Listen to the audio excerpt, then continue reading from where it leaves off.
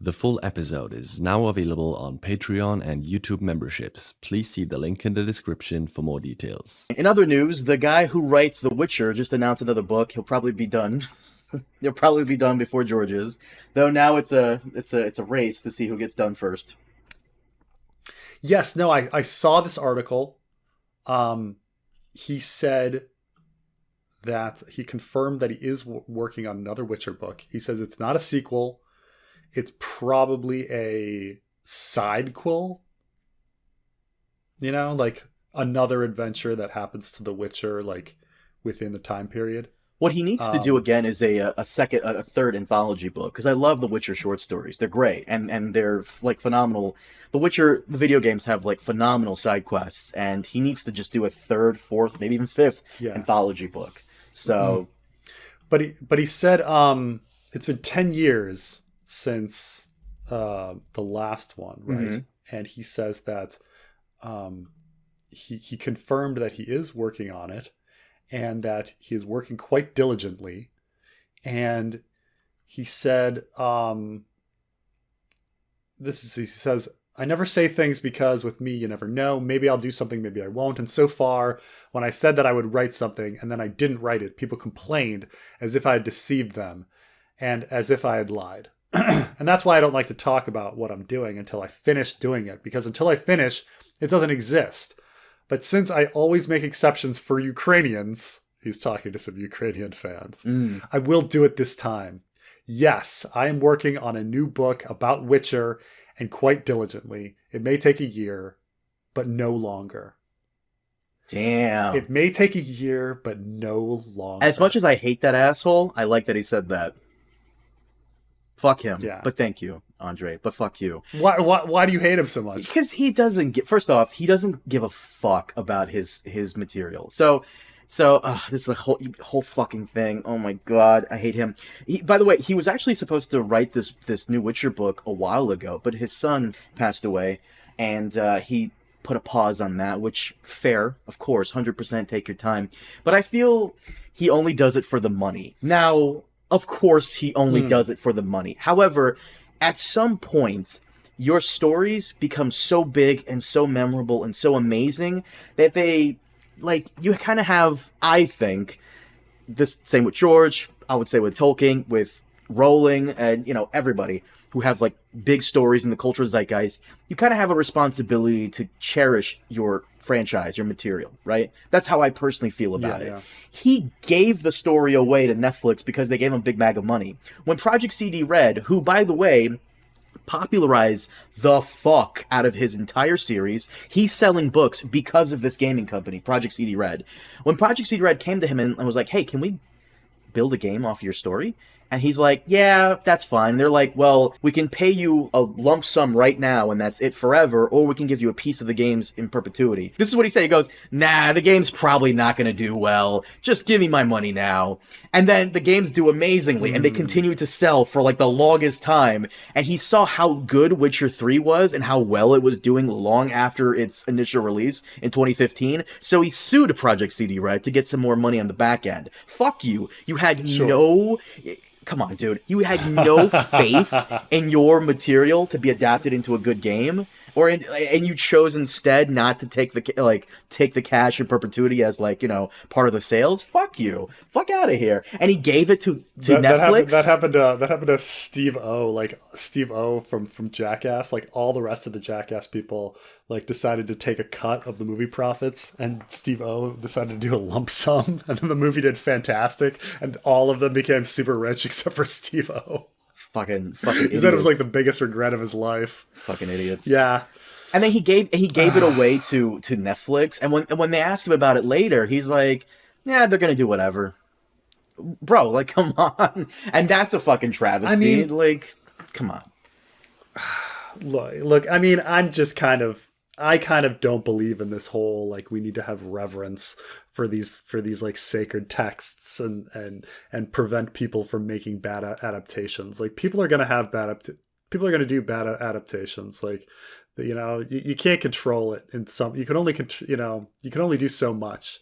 You've got your book. That's what you have control over. You say that now. Someone's offering you a lot of money. You say that now, but didn't people offer George a lot of money eons ago before HBO came to him to make Ice and Fire into a set of movies, and he declined? I would be surprised. That's actually a thing. Let's see. And there are cases of authors who actually decline popularizing their books into major franchises in the United States. One specific example is Dmitry Gulskovsky, the author of Metro 2033. He had a chance to make Metro 23 into a movie in the United States, but because they were going to change the script and the story so much, he chose not to, because it wasn't going to be Russian. Yeah.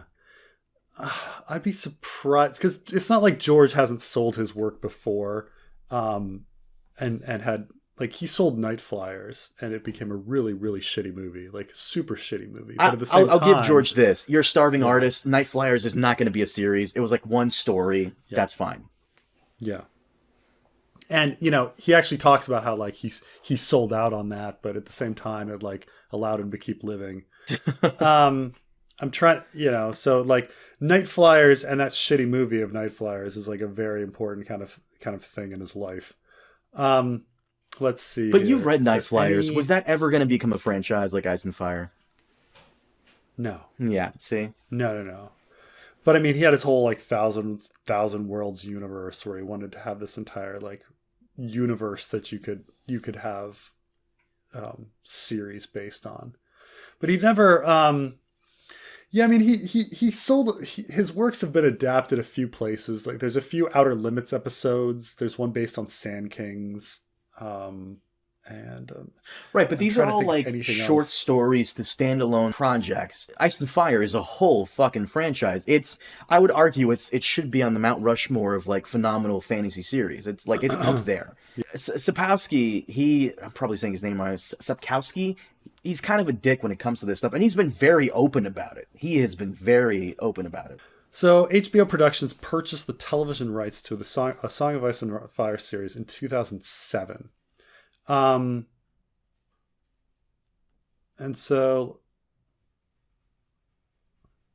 they did the pilot, and it was poorly received. I'm trying to think if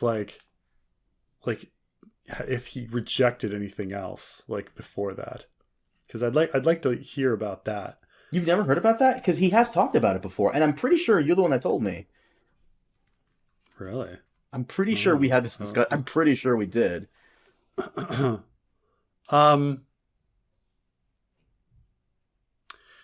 he was in negotiations in 2006 about it. Oh, here we go. Before being approached by Benioff and Weiss, Martin had a meeting with other scriptwriters, most of whom wanted to adapt the series as a feature film.